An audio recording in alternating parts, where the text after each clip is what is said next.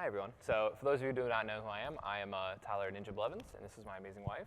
Hey, y'all. I'm Jessica Blevins. I'm Tyler's wife. I'm also his manager, and I'm a content creator myself. So we just want to say first and foremost that we've never even been to a South by Southwest. So to be here talking to y'all and having our own panel is so exciting. And gaming has grown so much even since the last South by Southwest. So we're really stoked to be here talking to y'all and hopefully answering some of your questions. Yeah, so I guess I'll just start off with a little bit of a history of me and streaming. So for those who don't know, I've been playing video games my entire life. 30 years old now, which is ridiculous because I thought that was incredibly old when I was 20. I was going to say, if anybody read the Austin Chronicle this morning, their last question was, how do you feel that you're 30? And that was really considered a geriatric age in gaming and streaming. And we were like, geriatric, that's great. Thank you. I like to think I'm still in my prime for now. So it all started with, my dad was super into games, brought gaming into our house. I started playing, just all day, every day, playing with my brothers. Started competing in video games but when Halo came out. Halo 2 was my first competitive game, and then I started traveling during Halo 3. Fast forward even more, Halo Reach comes out. I think I'm 17 or 18 years old, and someone starts talking to me about streaming. They wanted me to stream on their streaming platform. This was before Justin TV even existed.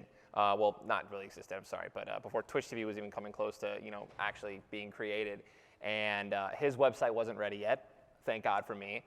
So he wanted me to, have a little proof of concept and start streaming on Justin TV. So, I bought a laptop that was maybe $1,000 and started streaming Halo Reach, and that was where I, started the very big journey of my streaming career. I had no idea what I was even really doing, man. I didn't even have a webcam at first.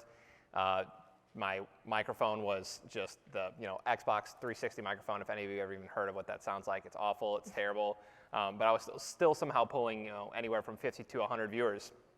And I mean, I started, the main reason that people were watching my stream specifically, and this is why anyone would watch anyone's stream, you have to provide some sort of entertainment, something that, you're giving that someone else can't, right? So for me, it was a level of being high energy, being excited, being funny, doing goofy voices, and just being, better than the people that I was playing at, and that itself alone is entertaining, right? There's a reason that people watch professional sports is because you can't go out and dunk on a, 8-foot, 10-foot rim, so you're gonna watch someone else do it. And that's why people watch anyone stream nowadays, right? Here we are, fast forward 12 years later, 10 years later from when I started streaming, and people are watching streamers and gamers even more. It's not going anywhere anytime soon, and that's why this is a very good time to get into this business. Yeah, I think what we realized too, obviously we didn't have someone that we could model this after, which has been one of our biggest struggles continuing to today. We don't have someone that laid out the path already and has made that decision before us. Like, what should you do next? Like, should you go to Mixer? Should you stay with Twitch? Yeah. We've obviously gone through a lot of decisions that have faced us and at a younger age where we've really had to decipher like what means the most to us. And I think that just comes back to yourselves as a core person, no matter what business you're doing, what line of work, like what really speaks to you and what is going to mean the most to you. So we've really tried to keep those core values as we've gone along. But I think obviously like something that we've dealt with was Tyler being the first and going, is this okay that you're a gamer? Is it okay that you're doing this and not making money? We obviously know that once you start making money, the society kind of views it as like, oh, of course that's okay. Like, you're successful. We saw you on a commercial, all of that. But definitely something that Tyler dealt with and myself when I was just dating him was like, you're dating a gamer? Like, what does that even mean? And we're grateful that it's become way more mainstream now and much more accepted. Absolutely. I mean, speaking of that mainstream moment, right? I think that gaming has always been a multi-billion-dollar company, even before it was, mainstream. And what I think that term gets a little bit of a bad rep, apparently, in some other, aspects of what mainstream is. But gaming's always been around, right? It just hasn't really been accepted, right? And I think that moment that, I played with, Drake, Juju Smith, and Travis Scott all on the same day. I really do think that was this moment where it just, there was a ceiling of, is gaming accepted? And it never, the ceiling had never been broken, right, ever. and then the moment that happened, right? I mean, literally the next morning I was waking up, we're on news stations, we're on radio stations, we're all, like, it's being talked about everywhere. And I truly think that moment is what broke that final barrier where it's like, okay, there are, athletes, all-stars, and celebrities who can now kind of come out of the gaming closet and really just say that they're also gamers and they played, hours and hours and hours. And it's not to be, frowned upon, not to be looked down upon. It's now, a way that people are going to be communicating and gaming even more, or not gaming even more, but just the community itself that gaming now provides, right? Being able to, especially during the last 2 years of COVID, right? I mean, people have been stuck at home, everyone's working from home. Well, guess what? You can still hang out and play with your friends when you're playing online and gaming, and that's what it represents, this amazing, positive, and healthy environment, as opposed to, being that fat nerd who's, 500 pounds, living in his mom's basement, playing World of Warcraft, which still isn't that bad of a... Kind of sounds like the dream to me. It still sounds like the dream, exactly. I mean, I lived with my parents in the basement for, a couple of years. He sure did. When we after I was started in college. talking, he was still living in the basement. I was like, ooh, that's news to me, but okay. Hey, we stuck through it. It all panned out. I think that a really good question I just saw on this screen after talking about Drake, Juju, and Travis Scott was like, someone asked what your biggest gaming moment has been for you personally. What do you really think? Oh, like, and it's okay if you have like two. Yeah, no, like I am a gamer. I think that was one of the biggest moments. And then if not that one, it would have been the moment where, we decided we have all this crazy hype behind Fortnite, all this crazy hype behind streaming. How can we make this even bigger? How can we make this even better? I feel like you need to tell everyone because it's always talked about how you stream with Drake and Juju and Travis, but like what you actually felt in that moment going from like, I'm just streaming in the basement, still doing what I love. I didn't care if I was making a lot of money or no money to like, you're trending on Twitter and breaking viewership records and doing insane stuff. I mean, I still felt like a little kid on Christmas. I literally told this story a couple minutes ago to somebody who asked, I mean, waking up and just getting a DM from, the biggest rapper in the world, one of the biggest celebrities in the world, it was like, hey, let's play Fortnite. It was right.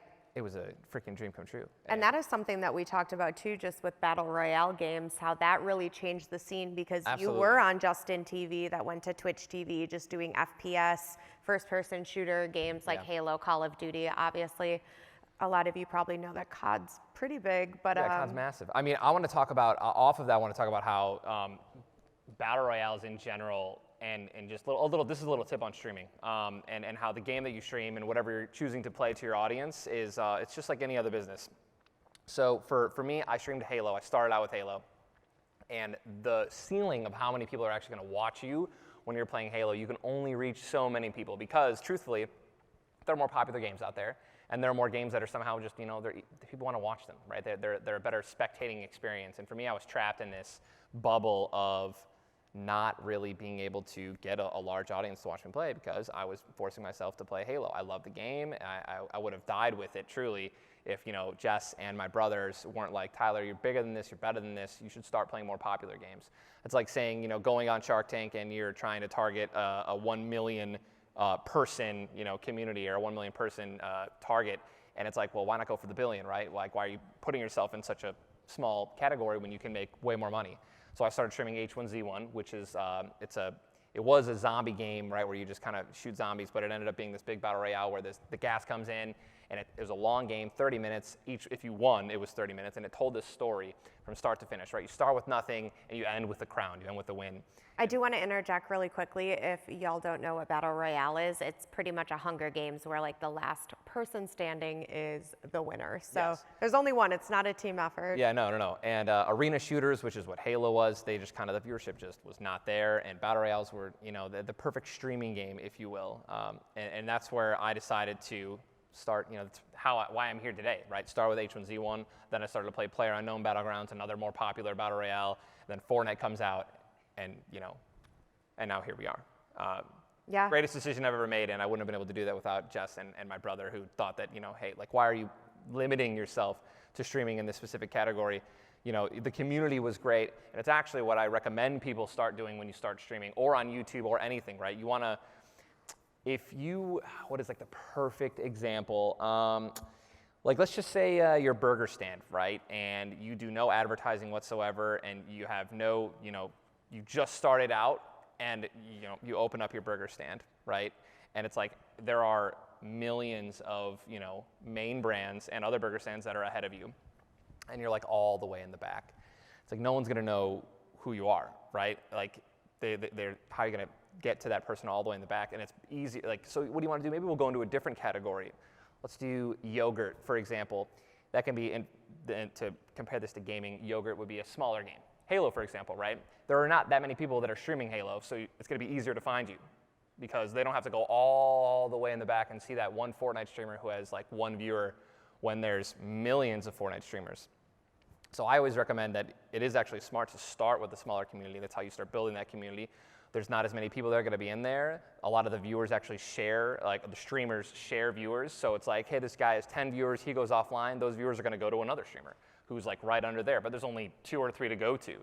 And that's how you can start building your brand and building your streaming community from scratch, really, which is what I did basically with Halo. Yeah. And that was that one question that we have an anonymous question. Someone said, how do you maintain your community on Twitch? I mean, it's simply just being live, being consistent, communicating with them, talking, and kind of getting on a first name basis or a username basis with them when they come into the chat, and just right, just like someone that would come into relationship. the same restaurant every day and become like what you would call a regular. Yeah. You want to do the same thing with your stream and let people know, I recognize you, I realize that you're here putting time into watching my stream. Absolutely. And that means like so much. Absolutely. Yeah, I mean, you come into a coffee shop that isn't Starbucks, or even if it is Starbucks, right? And that barista remembers your name, right? And they're like, hey man, like you want that, so-and-so hot espresso? It makes your day. You walk away, you're like, oh, they know me. Yeah, absolutely. And it's the same thing. It is the exact same feeling online. Yeah. Someone comes into your chat and you say hello to them and call them out by name, and they're like, whoa. I think that's one of the biggest hurdles, though, that you did go through, because you obviously had a smaller stream as you were doing Halo, and then it exploded. So it was like, how do you even keep up with being authentic and still letting people know that you see them and like, yeah, no, it's difficult. There. I mean, it's difficult, and it's a long I mean, it's just about putting in the effort and making sure that you still try to acknowledge every single person that, your day ones. And unfortunately, there were a lot of people that actually stopped watching me, and they even like donated like, $1, and they were like, hey, this is my last, message ever. Love your stream, but I'm gonna, find someone smaller, simply just because I blew up and like was bigger. They wanted to support a smaller streamer, and it was like, that was so interesting. I can't imagine someone being like a fan of like a rapper. I mean, there are people that are like that, right? They're like the classic, like, yo, this band, this underground band, I love these guys, man. And then they blow up, and they're like, man, I like these guys when they were little, before they blew up in mainstream and changed. And then they just go and they find another band. Yeah. It's actually something you have to deal with, and yeah, it's a little sad for me because I'm super emotional. Fortnite changed the game, and somebody has a question of what is the state of Fortnite in streaming today, and how has it changed? The game's been out for like 4 years now. Dude, it's a little sad, and I can't really compare this to anything else, like, because it really is unlike anything else. The game was simpler. It was so much simpler. No one understood the meta of the game, which is now turned into this crazy building experience where everyone's just going crazy and doing all these amazing edits, and I can talk about it forever.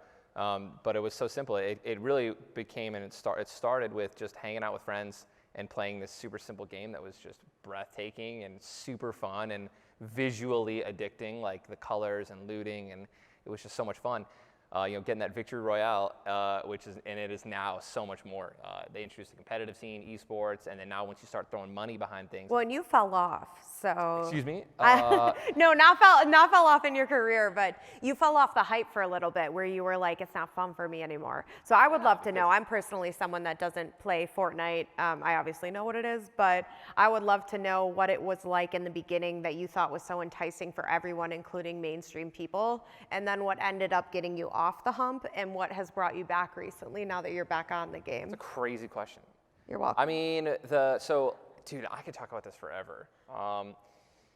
So I watched one of my favorite streamers and friends, CDN the Third. I saw him playing the game, and there were a bunch of other streamers playing the game, and they didn't, a lot of the bigger streamers on Twitch at the time, I was hearing the reactions, and they didn't like it. They weren't like, it's a little too kiddish for me. I'm not gonna play it. But I was sitting there spending hours watching someone play. This is off stream, by the way, obviously, because I wouldn't watch someone else play while I'm streaming. And I was like, this game is amazing. This is fun. It's quick. It's like each game is like its own story. It's so much fun, so colorful, so like appealing to watch. I was like, this game is gonna be big. This game's gonna be big. I haven't even played it yet at this point, and I'm watching it and I'm loving it. And I decided that's when I decided to start streaming it. And it actually took a month for me to actually start gaining more viewers. So for those of you who don't know, sidetrack just a minute. When you switch games, you're gonna like take a hit of viewers. It's like I love just using LeBron as a reference. That's like him being like, I'm gonna play a different sport for a little bit. Like, okay, well you're gonna lose immediately like 20-30% of people who are only watching you for being one of the best basketball players ever. Right, and if they follow, they're probably watching to see if he tanks. Exactly. So not only do you lose 30% of your people who support you, you're now having people who are only watching you because they want to see you fail. Yeah. Which is what happened when I first started streaming Fortnite. I lost like 3,000 viewers on average, which is a lot. It was like 20-30% of what I was getting. Right. But I stuck through it, and immediately after a month, started seeing a growth. And that's also one of the reasons I also kept with it. But then it got too sweaty. Too many amazing players, too many crazy stream snipers who are people who try to watch and get in my games and then try to kill me on stream. They're like hecklers, if you will, and to compare them to something. And that's what got me off. Yeah, that's what got me off. That's what got me off the hype. It was just too difficult, too annoying, and we were doing so much elsewhere. Geez, just everything that we were doing outside with, Masked Singer, taking the brand and doing I think it's a good question, not to cut you off, but someone's kind of asking about this right now, so we can go into it. How do you and Jess work together to run Team Ninja, which Literally Team Ninja was not even a thing. It was, Tyler was my significant other that was a gamer, and then as his viewers rose and his stream rose, I looked to bigger people that were already on the platform before him, trying to just model what I would do after them. So like, what is Summit 1G doing? Like, oh, he's got a Logitech sponsor, or he's got a peripheral, so like a keyboard, a webcam, any of that. And so what I stepped in and tried to do was take those numbers and convert it into currency and something that would actually mean something to companies and then also to him. And that was really difficult because a lot of the companies that I reached out to, if they weren't already in the scene, it was a joke. Like, come pay money to be on this person's panel below their gaming stream while they game. And it's like, why would we do that? And I think that that's something that's been so exciting to now see companies come into, like big companies, just like want to pay money to get that space under a gamer or a streamer's website and their personal page. So yeah, and to overcome, like, it was very strange because for some reason, even though that we had the numbers, like, statistically, your name wasn't out yet. Right, but even then, I'm just saying, like, when we did start to reach out, and this is just all gamers, like, in order to actually get, like, paid, like, I remember we had talks with, some of our managers in the future, not our managers, our agents, and we were asking, like, well, how much does a traditional person get paid if they have this many views, if they can get this many promised views on something? And it was like, well, they would get paid this much. It's like, well, then why aren't gamers getting paid that same amount? It was almost like gamers still, for the longest time didn't get paid, even though we could show up with statistics, show the graphs, be like, this is how many unique people we have watching us every day, how many views we get, there's a number for that, right? If you can go to an ad company and say 1 million people are guaranteed to see this, how much should I be getting paid? There should be an answer, and sometimes they would just lowball. Yeah, absolutely. And, I mean, big companies are always about the quantitative numbers at the end of the day, and when how much are you getting? This is how much it equals, and that makes sense. So, I mean, it's been sometimes a struggle as we navigate this world together, kind of like prior what I was talking about, just we were never through that before. We never expected to have pretty much a pedestal and all of this, and it came at a very, very young age. So just like without fame and being in the spotlight, we were already dealing with trying to just navigate a relationship and like him doing something that was not standard, whether he was like big or not, and then it came to that. So it was one of those things where I think it kind of felt like the world was against us and what he wanted to do, and us going our separate ways with wanting to stream, and in a lot of ways that brought us together. And obviously, like, having my own stream, that's actually how my own stream came up. I had no desire to, but we were dating and we were long distance, and I was texting him all excited, and then I'd look at my phone 5 minutes, 20 minutes, 40 minutes, an hour and a half later, I'm like, I'm so excited. I'm ready to text back within like a minute. Fresh in the honeymoon phase, and I'm not responding every minute. It was very interesting to her. I'm like, what is going on? Like, I'm so I was offended. like, I'm streaming. Like, what do you mean? Like, Yeah, he goes, I was streaming, sorry. I'm like, yeah, sorry. Like, I just forget about you for an hour and a half. I'm here checking my phone in college with my girls in my apartment, like, this dick. And like, fair. So I was like, you know what? I'm going to try to do this. I'm going to try to stream. I played some Halo one time, and the first time I streamed, I didn't text him back for over an hour, and I was like, oh. It's actually perfect. I get it. Man. It's perfect. I mean, that's a quick little dating tip. One thing I always like to tell people, I'm like, just have them put them in your shoes for 1 second, and then immediately they'll realize, which was great, because truly there was like this huge disconnect. Where she didn't think why aren't you responding to me? And I was like, I'm streaming. Like, I don't get it. She streamed immediately in less than a day. I was like, don't be pissed. Yeah, I was like, I'm not. Like, this is what we deal with. Yeah. So I want to answer another question that's at the top. It says, we're seeing streamers like iBay making content streaming traditional sports. Do you think this merge of worlds will continue and affect Twitch entertainment? I think this is way bigger than that, because it's so funny that traditional, like, people will never, ever, is gaming a professional gaming a sport? I don't really give a shit if it is a sport or not. Right. The label because, doesn't matter. Right, the label's irrelevant. But it's now so funny that there are, companies like, not ESPN, but, just NFL, who are actually trying to pay streamers to broadcast to a younger audience. Because, of course, like, dude, the new gen coming up right now, they're hardcore gamers, and they're not necessarily into your traditional sports. And I think it's going to be bigger than that. I mean, it's going to continue to more of that, I think, is going to happen. Right, and we've seen them get very, very smart with what they're doing. Absolutely. Obviously, they're like Thursday Night Football. They're you have Nick Merckx, who's streaming Thursday Night Football, Tim the Tatman streaming Thursday Night Football, getting paid to stream that. Mm-hmm. And I think that it's going to be even more like that. Like the future is, and it's horrifying to say this, but it is content creators. I personally believe that, and it's very scary. Why do you think it's scary? I think because we have a lot of people who don't understand the value of their word and the reach that they have, and they're like, you're an influencer for a reason, right? If I'm sitting here right now and I'm supporting. Yes, not to get into hot topics, of course. Right. The manager in me I'm is like, supporting something that isn't good for you. But no, you're so right. It's people are there, you're streaming, you're the only person in that room, and then you don't realize just how many people it reached until it really blows up and becomes a PR nightmare, and you're like, oh yeah. Okay, well, let's not even talk about, like, there are also non-mainstream people where if they do support something, like, it doesn't even hit people, right? Like, you don't even hear about it because they're not quote unquote mainstream, but they're still advertising to millions of people horrible, just morals. Mm-hmm. So, I mean, I could actually go down a dark rabbit hole. I think that though. I'm just saying, it's very important that content creators and people that have an audience are held accountable for, just being good people. Right. But just like you don't have it until you do. Like, you spent years and years and years doing the same thing, and all of a sudden you're like, I had like thousands of viewers today, and then Drake hits you up, and it was just like literally like someone dropped a bomb, and we were like, what just happened to our lives? It looks so completely different than it did 2 days ago. And there's just like nobody writes a book on that.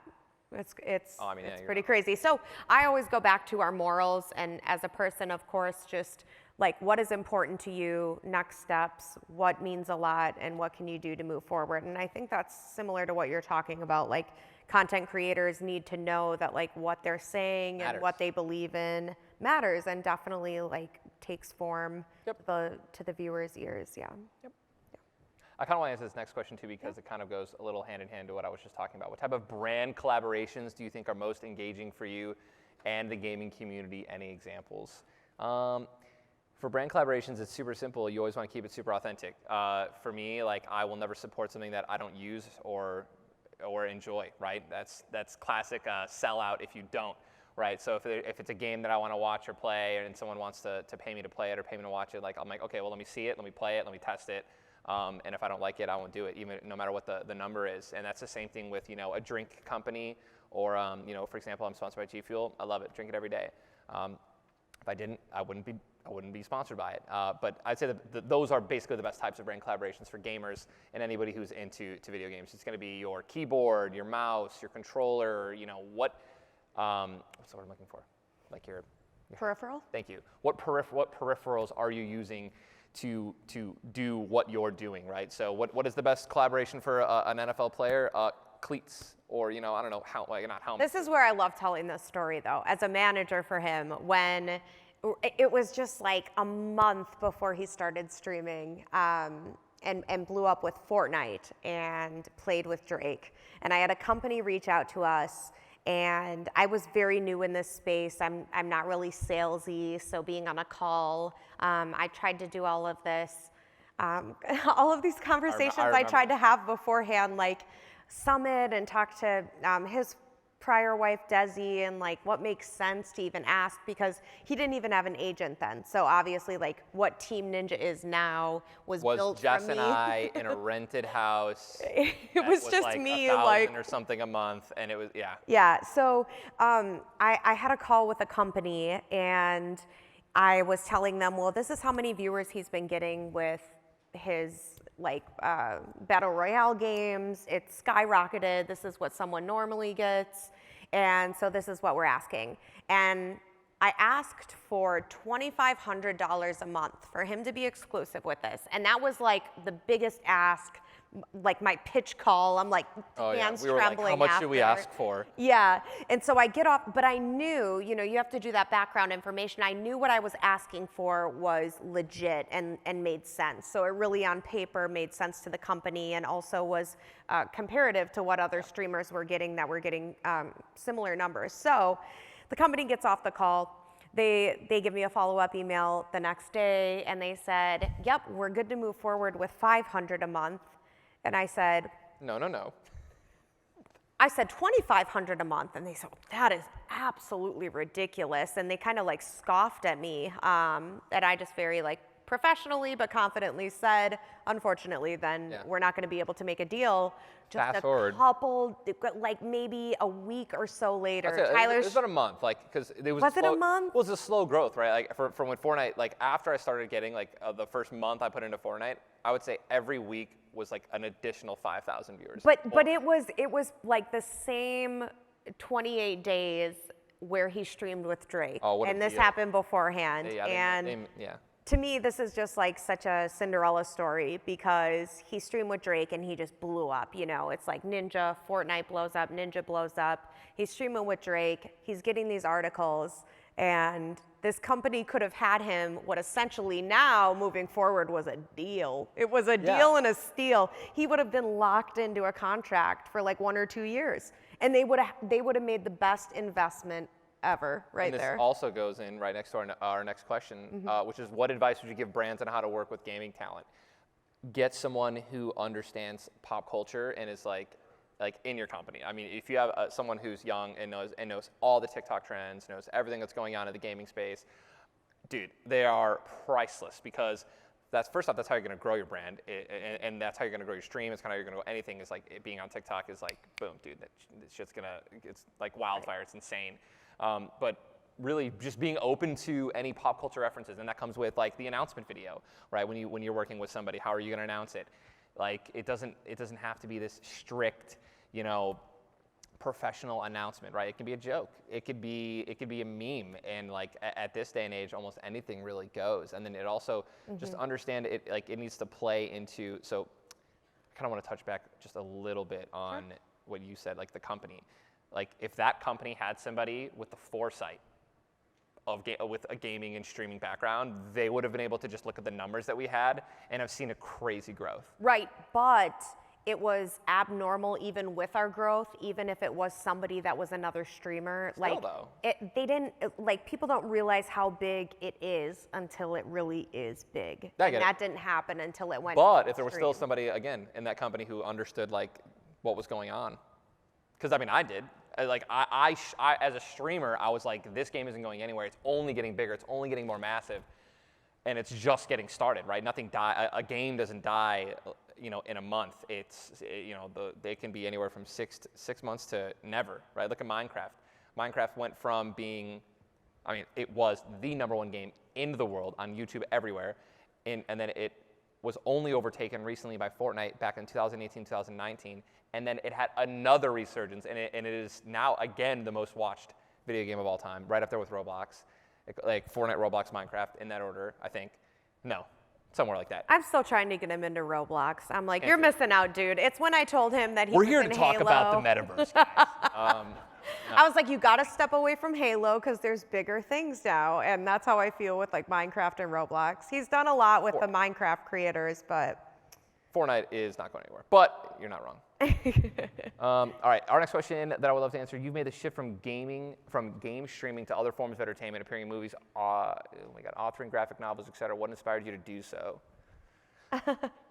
Jess, that was us deciding and Jess really pushing to like, how do we take this to the next level? And going mainstream was the key. Like, I wanted to leave a massive mark, in the history of gaming and streaming, and just only staying in the lane of gaming. I don't think that's not how you do that.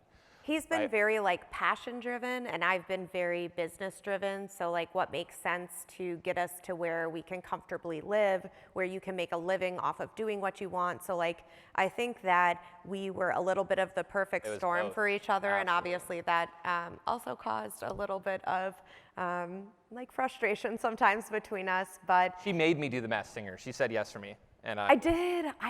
Yeah, she came upstairs after I was done streaming. I came upstairs after I was done streaming.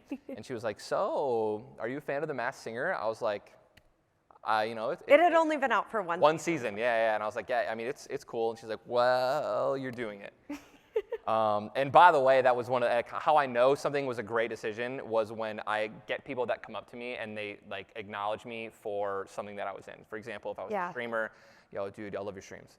And right, he expects when someone comes up to say, hey man, I know you, I watch your streams or your YouTube videos, and when someone's like, I saw you on The Masked Singer, and he was on it for one episode and got out, he's like, yeah, after that, it was, dude, you were great on The Masked Singer for like 5 months. Yeah. It was all, like, people, I was like, oh, this guy's got to come up and ask for a picture about, like, my streams or whatever, and they're like, yo, dude, you were so good on The Masked Singer. I hope that showed you that, like, I was nervous the whole time. I was shaking the entire, it was terrifying. But again, perfect combination. Like, I love gaming, and I was super passionate about being bigger than gaming and going out into the mainstream to, But you didn't want to do it. You didn't want to leave. You didn't want to put the time in. And you still kind of are. I did, but I didn't.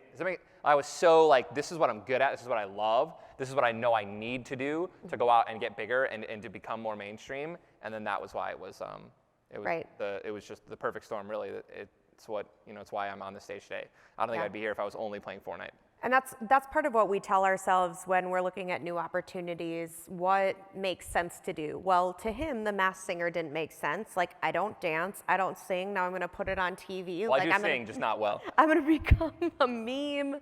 Why would I do this? That was flossing in New York. That was not a meme from. But also, they say no PR is bad PR. Now, I disagree with that after seeing what we've been through. However, I don't know I will say flossing in New York was a whole moment, and it was pretty iconic in not an exciting way, but you just have to put yourself out there, and as humans we become so comfortable with what we do, and we go back to that. So we don't want to do anything that's truly what I go back to every day. I mean, even right now, like coming here, I was like, you wake up and you have your routine. I really want to start streaming again. I was getting back in the path of like just being consistent, being live every day, streaming consistently again, and getting my numbers back up. And then it's like, oh well, you really should do this opportunity. It'd be great. Yeah, but part of it is you're uncomfortable. Like, you didn't know he was backstage. Like, what do I even say? Dude, I was kind of shitting myself a little bit. But I think it's was good at PowerPoint presentations in high school. I'll tell you that right now. I think it's a great lesson, though, that no matter what, you have to just push yourself out of your comfort zone, and that's sucks. In turn going to make you a better person. It's so fun just being at home and streaming and oh man, I'm serious. Like the green room is a gift and a curse in any place, because you're there to get away from everything and to relax, but then you're also there to realize that when you come out of there, you're going to where you need to go, which would have been on, Green Room and Jimmy Fallon. It's amazing. Oh shit, now I'm live on TV, nervous, about to poop myself before, he like introduces, and it's like, oh dude, what if it's not comfortable. But I mean, that's, again, all these things are what, have helped put us where we are today. And that kind of goes into our next question, or into the next question. the strategy to growth for the brand Ninja beyond the streamer, it was anything and everything outside of gaming that people were interested in and wanted us to be in. It was new. Part of it too is just when you come from nothing and all of a sudden you're getting an offer from someone at a company that you never thought you would even like have recognize you on a social media platform. Yep. How do you say no to that? Like, that is an opportunity we never thought we'd get, we are getting, so like, what is there to even think about? So once it became prevalent where we were getting enough traction from like multiple companies in the same competitive space, for example, like an energy drink company, that's when you sit down and you say, well, now how do I make that decision? And and it goes to like, what is the best, what's on brand? We love that word. Staying on brand is very important. Organic, authentic. Organic, yes, of course. And I mean, yeah. So, and that was always the steps. Like Jimmy Fallon, we love him. Yeah. Loved him. So when Tyler had a couple like recent voiceover opportunities where they were keeping it very, very small, and they said, well, we'd love for you to audition for this voiceover. And he didn't do either of them. And I said, what in the world are you even I didn't think I was good for it. He just did not feel like it was authentic to him. So like while he does voices and he can do other things and go into that world, like he just did a voiceover in Hotel Transylvania, he was like, this is not me. And it's like, well, you don't have to be you in acting. That's acting. But I want it to be something that I can actually become. And that's only happened to me a couple of times where like I've been in the room, been like, this is what you need to say, this is what you need to do. And I was like, there's no version of this sentence that comes out of my mouth where I am being authentic, at all. And a lot of it too, I think this is an interesting point and really good to let people know. Like, Jumanji had asked him for their, I think, second movie to film a scene. He filmed the scene. We spent a lot of time traveling. This was at the peak Fortnite viewers, so obviously that was really detrimental to losing subscribers, being gone and just not streaming for a few days.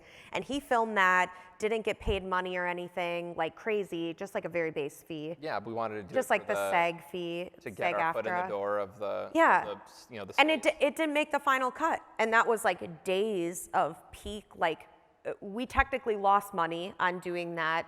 Technically, but we did. I cried only for like 5 minutes.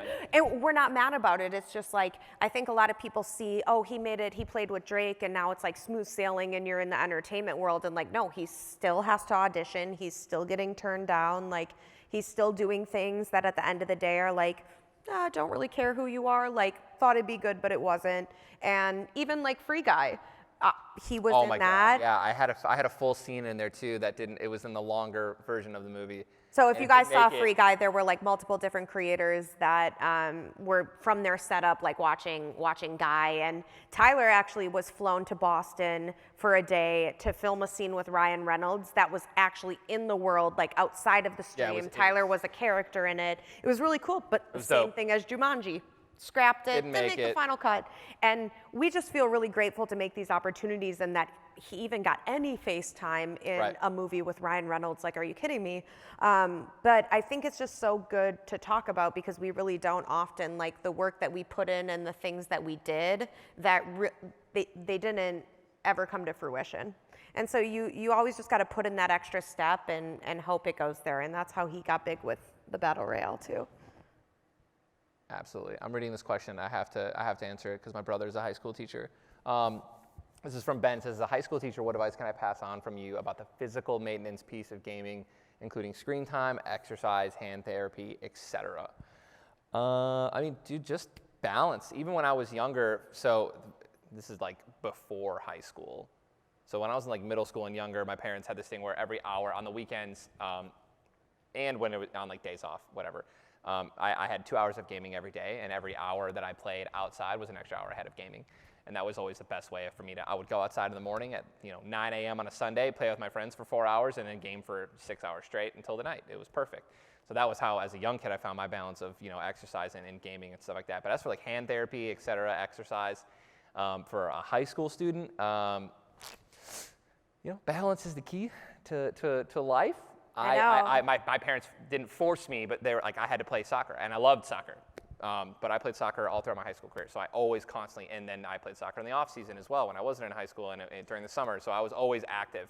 I also feel like this is a I heard you here first moment though, and we were hanging out with Tim the Tapman and his wife Alexis the other day, and Tyler has started working out with Tim, which has been very good for him and exciting. You know, Tim's like this burly tattooed guy, and Tyler's like, you got to start somewhere. Get me in there. Yeah, I'm a twig, so. That's and okay. incredible, dude. For as in shape as I may look, I am the opposite. Yeah. I can't run very far. I can't lift very much.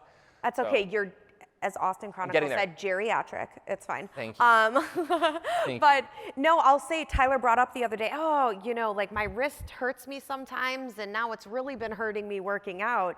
And Just my right one. Tim's wife said, well, you know, that's probably like carpal tunnel starting. And Tyler said, nah, that's in your fingers. No, that's not me. She's like, no, that's like in your wrist. So I will say Tyler's been doing it for like what, 12?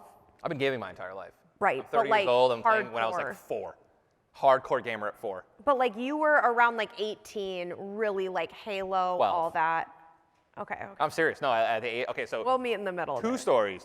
One is about that. I was 12 years old when I started competing in my neighborhood against my brothers and my friends, Halo 1, all day, LANs, destroying them at the age of 12. And I was. Do you love saying that? I love it. I love it. It was awesome. And just a fun fact, a little gaming story about my dad. I remember watching my dad play this Metal Gear Solid. He was on this boat fighting this boss. It was like one of the first or second bosses. And I was sitting there on the couch watching him one Sunday morning, and he was playing, and I didn't even touch the game, never played the game, only watched. And I'm sitting here, he couldn't beat him for an hour. He's in like a medium difficulty. And I was like joking around, I was like, Dad, can I try him one time? And he's like, yeah, sure, son.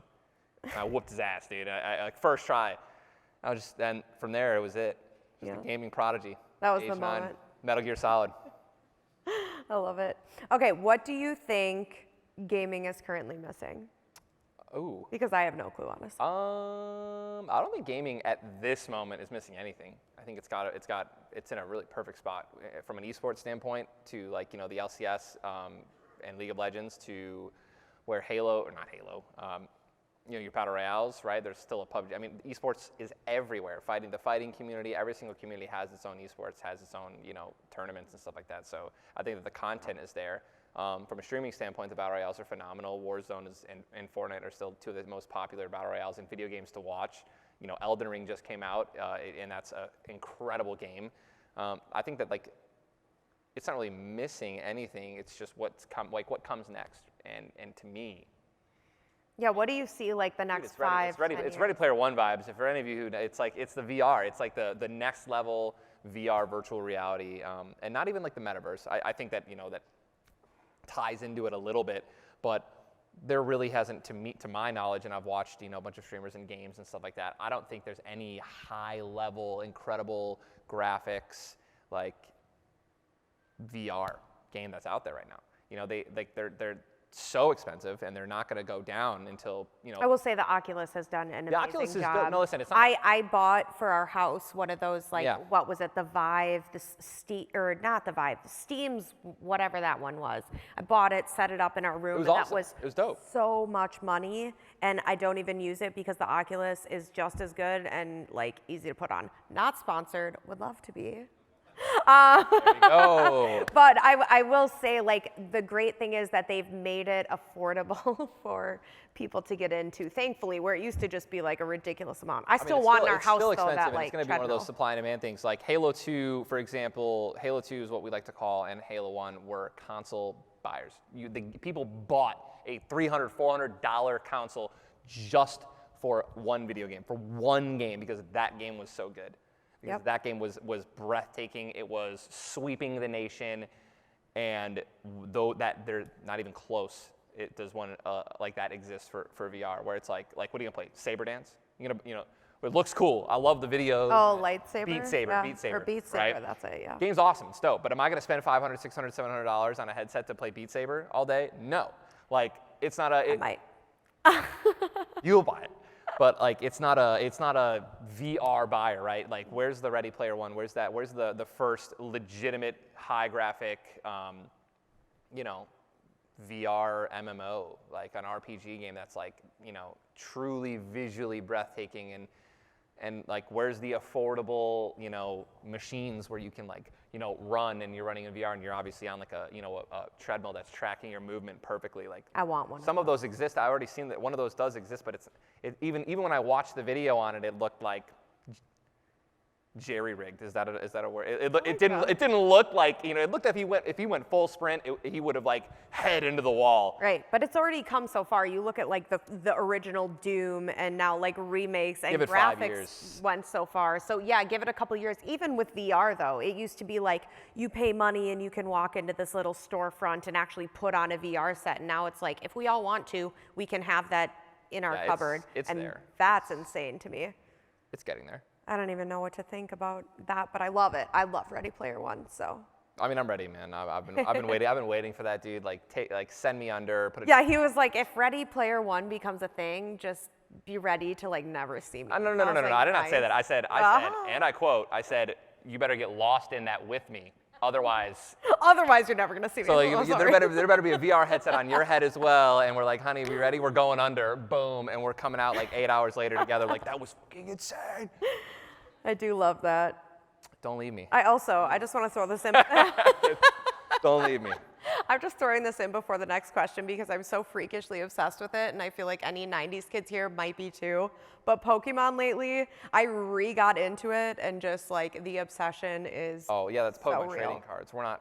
Oh no, That's they actually- have that's the new actually Legends game on Switch. Oh, okay, I was like messing with you. you were playing it. What are you talking I'll about? talk about the card collecting. That's on the convention over. They're talking about collecting cards and because our bank account Collecticon, is yeah. hurting from the amount of collecting that's happening. And by the way, I mean, we're already seeing, you know, Gotta catch them all. we're already seeing boxes that are selling for even more than what she purchased them for, which is obviously Right. More on the good investment, side honey. of things. Woo! Little next Charizard. Sorry. All right, where would you like the Ninja brand to be in 5 to 10 years? You can say what you think. I mean, it's your brand. I just work for You you. hear that? It's your brand. Is it though? I'm just going to make you go on The Masked Singer one more time. I mean, to me, I'm always going to be gaming. Will I always be streaming in 5 to 10 years?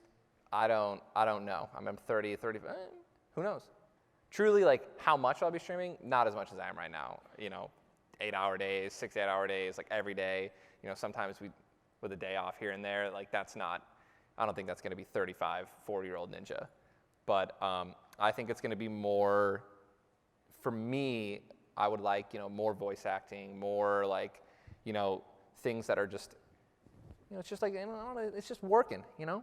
Like things are working. Like I love what I do right now, and like just kind of like, you know, more of that. It might just be like even just YouTube, right? Like videos, like just uploading, like no live stream whatsoever, right? Because the pressure of being live every day it's daunting.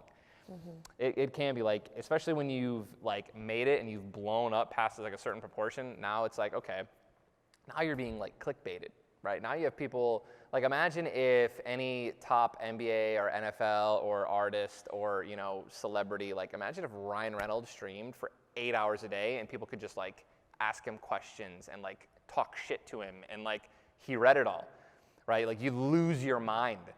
You lose your mind. You already lose your mind when you're walking out onto the court and people are saying shit at you. It's like, imagine if they had access to you 24/7 because you're live all day. Like it can Yeah, and it gets back to the point where to really make them feel like they matter, you interact with your viewers. You always did from day one, and now you have to almost retrain your brain to not interact with certain Don't people. read what everyone's saying, because now it's like, now you just have people who are coming in to just talk shit and be mean. Yeah. And it's like, dude, yeah, it's not what I signed up for. I think that the Ninja brand in 5 to 10 years, for me, obviously, like, that's my client. So at the end of the day, I always tell Tyler, like, he's worked very, very hard. And if he wanted to walk away from this tomorrow, like, he has the right to do that. I'm not going to force him into doing anything that he doesn't love. But Masked also, the Masked Singer. Oh, jeez, I'm don't kidding, leave this die. But I'm also to the point where, like, I'm going to work as hard for you as I can when there are these opportunities, and there are obviously a lot right now. So it's like, what direction do we go in? And I know that going into the entertainment and Hollywood space was exciting. And so we actually made a media company called HyperArts Media that he owns now. We just signed off and made this something a couple months months ago. So a lot of our conversations right now are talking with like Netflix's, VH1's, coming up with show ideas and movie ideas and things that could live under the media company. And you actually see that a lot on a recent Shark Tank episode. Kevin Hart, he was saying why someone should take his deal. And I didn't even know this about Kevin, but he said, well, I've got a whole media company. I've got books, I've got licenses, I've got shows, I've got movies. And it's like, you don't even know that that happens, but the more we've come into this world, it's kind of like, that's what Will Smith does, that's what Kevin Hart does, that's just kind of where you evolve to. So leading on that side of things, predecessors, yeah, we're kind of trying to go into that world. Obviously, it makes sense if he's going to be going into entertainment to actually like own parts of that and have his own company that we can back up, similar to the Ninja brand, and put a face to it. So for me, it's really going into that space and building now HyperArts Media, so it's a name similar to the Team Ninja brand. Comes from one of my favorite video games of all time. What is the name of it? Yeah, no, the HyperArts is a video. Anyways, yeah. So I want to. So this is. I think we're. No. This is unrelated. I don't want to read one of these questions yet. I just want to talk about a little bit about streaming for those of you who don't know, which is obviously we kind of came in here assuming that everyone knows what it's about. But streaming can be, like what is streaming? What can you do? Like people are talking about, is it only gaming? Dude, it's evolved so much further than gaming right now. You can stream literally anything and be incredibly successful.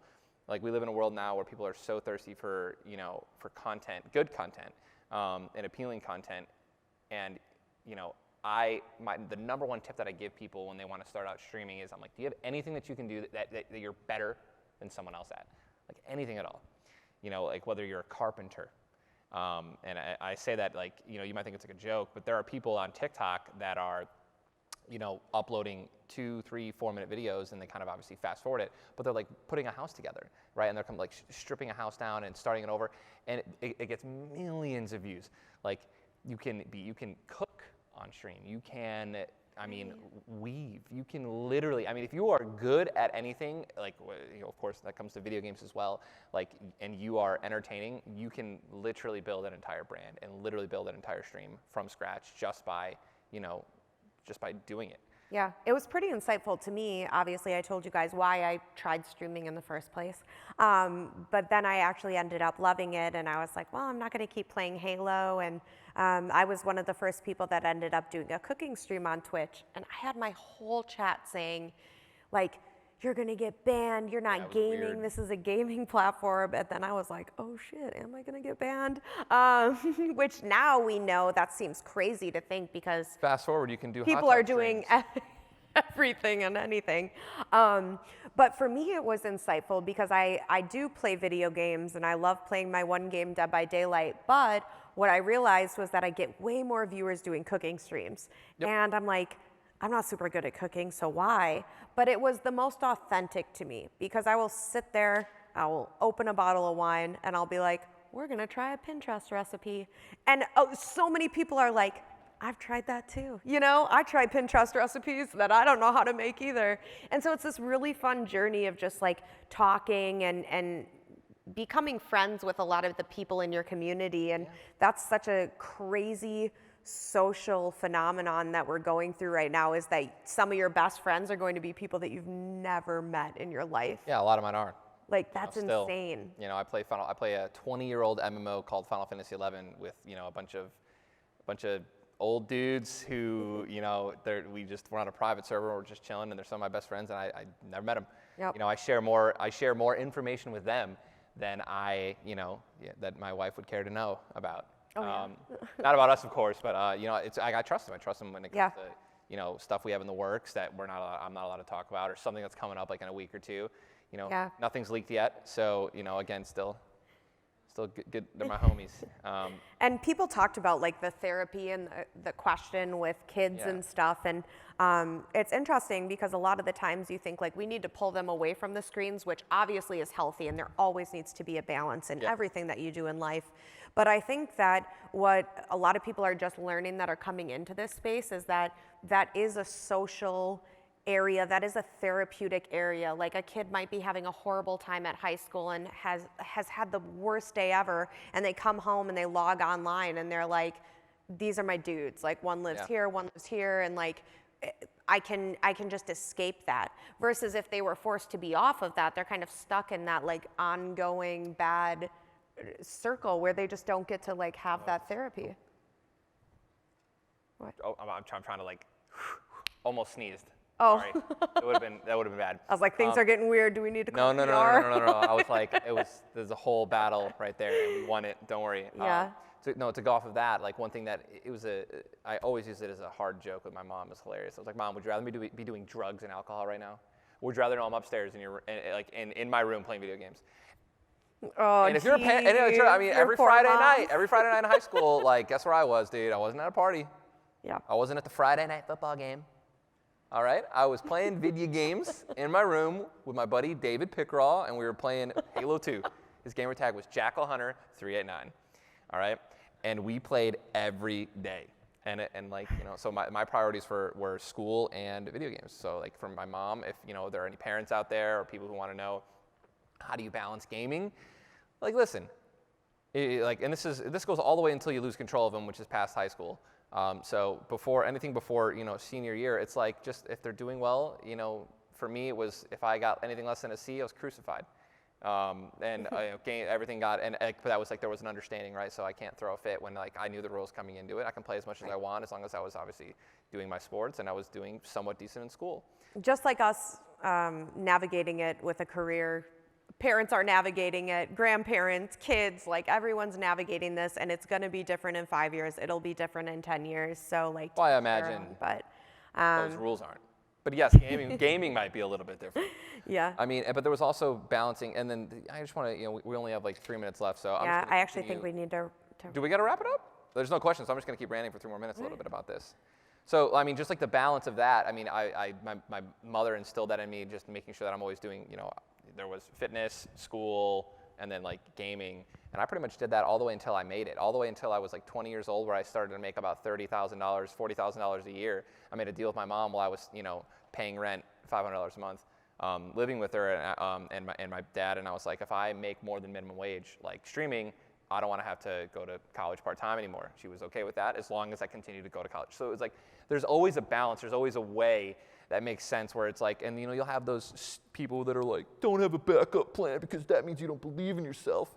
And I think that's the biggest freaking joke of all time. It's bullshit. Like, don't like rely on the backup plan completely, but like, dude, have one. Yeah. And for me, I cut like everything out of my life that wasn't past high school, that wasn't video games, so streaming and gaming competitively, and because I gamed competitively and went to tournaments before I actually streamed, and work and school. I did all 3 of those things. That was all 24 hours, and then sleep was like 4 hours a day, maybe, until I met this one, who helped me out with a little bit more with balance. Yeah. It's good to have structure. It was it's just a grind, man. It's a grind fest all the way to where I am today. I was streaming like 16 hours, 12 hours, 14 hours a day, especially during Fortnite. That was amazing. Good times. Yeah. And here we are. Yeah, so just seeing all of your faces like up close and knowing that y'all support us and even have any interest in listening to us means the world. So thank you all for being here. Yeah, thank you all for showing it. And I hope you all get your game on at home and follow out your dreams and live them up. So dilly dilly with our drinks. Cheers, awesome. y'all. Thank you guys. so much. Thank you. Thank you.